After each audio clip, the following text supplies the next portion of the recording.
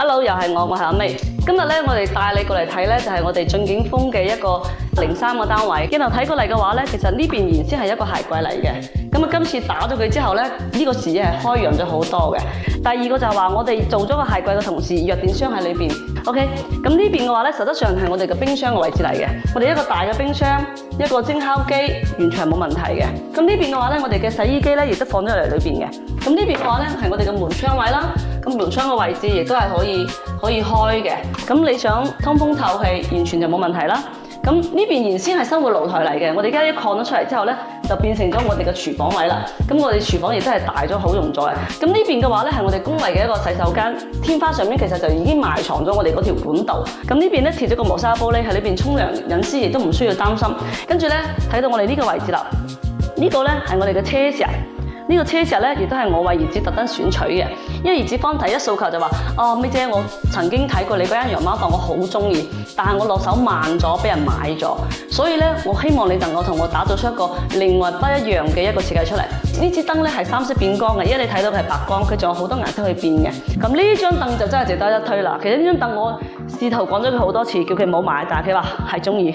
咁呢張凳咧，其實佢有一個位置係可以人哋喺度煲劇啊，都係完全冇問題嘅。OK， 咁咧呢邊嘅話咧就係我哋一個雙電機嘅沙發啦。呢張沙發亦都係好舒服嘅，因為家裝始終都唔同我哋樣板房，家裝更多嘅咧講求嘅係一種生活嘅享受。但你睇下佢可以伸到咁。等係兩公婆一人瞓一邊，完全冇問題。所以呢張沙發咧，基本上就好多人都揀，但係可能就係唔同顏色咯。咁呢邊咧，亦都係話我睇下電視，但係我又想喺度食個快餐，點個宵夜食下，或者我玩下電腦，冇問題啊，想點咪點咯。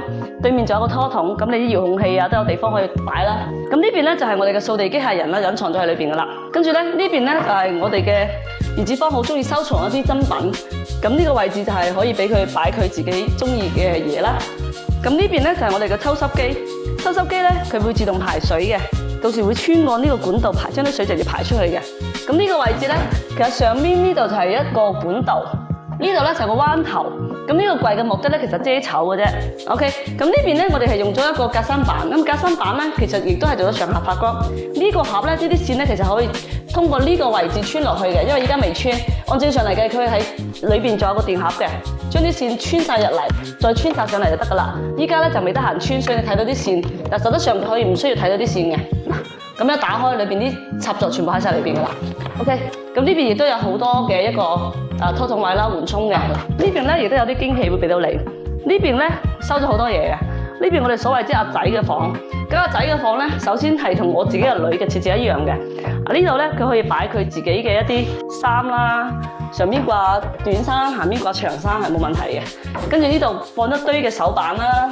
咁呢邊係我哋嘅一個仔仔嘅一個書房，其實電腦已經齊晒喺度啦。咁未來我哋入住之後咧，呢邊就基本上擺埋我哋啲手板啊、書啊，完全冇問題㗎啦。咁最有驚喜就係呢度啦。頭先咧，我偷偷地就藏咗好多嘢入去。咁兒子話我啲梯啊，我啲雜物啊放邊度？其實呢個就係一個好大嘅地方，係俾你放雜物嘅。咁呢張床咧就足足1.8米㗎啦。咁阿仔瞓覺完全冇問題。咁佢亦都係用咗一個叫做電動嘅一個風琴鏈嚟嘅。佢係日夜風琴鏈，佢可以變光、柔、黑都得。咁呢邊嘅話咧係我哋嘅主人房啦。主人房嘅話咧，你睇下裝咗張床之後，佢仲有好闊嘅通道。咁呢邊嘅話咧，我哋亦都係有個發光嘅裝嘅，當然有張裝凳係嚟翻下，但係啲裝凳裝咗應該都係比較闊落嘅。咁呢邊啲床係真皮嘅，亦都係我哋軟裝涵蓋咗嘅。咁護牆板亦都係有齊晒嘅。你有冇睇到佢嘅護牆板同埋佢嘅衣櫃嘅色咧？其實係一致嘅，係好和諧嘅。咁我哋燈咧嗱，用嘅都係一個水晶燈，成個咧佢瞓覺嗰時咧唔會有光對住佢眼睛，所以佢十分之舒服。我嗰日問咗佢話：昌哥，我話我哋剛剛裝修好，佢話佢當日就翻咗嚟，因為我記得係復活節嘅前一日。佢問我裝好咗未？我裝好咗啦。佢當晚咧係3點鐘翻嚟，我都問佢你瞓得好唔好？佢瞓得10分之好。佢話一覺瞓到大天光，因為咧好似我哋依家幫佢配嘅咧啲床墊咧都係比較軟熟嘅，比較舒服嘅，係乳膠嘅。咁我哋嘅套餐現在已經涵蓋晒所有嘢㗎啦，你只需要人翻嚟住就得㗎啦。呢個客咧其實好少翻嚟，從頭到尾基本上都係我同佢搭配，佢就講咗句説話：我信你㗎啦，你幫我搞掂佢啦。就因為呢句説話，我孭上咗好大嘅責任，所以我希望鏡頭前嘅各位，你揾到阿 May，我都同樣嘅出品交翻俾你。所以有興趣揾我哋嘅話，打我哋電話，俾驚喜俾你。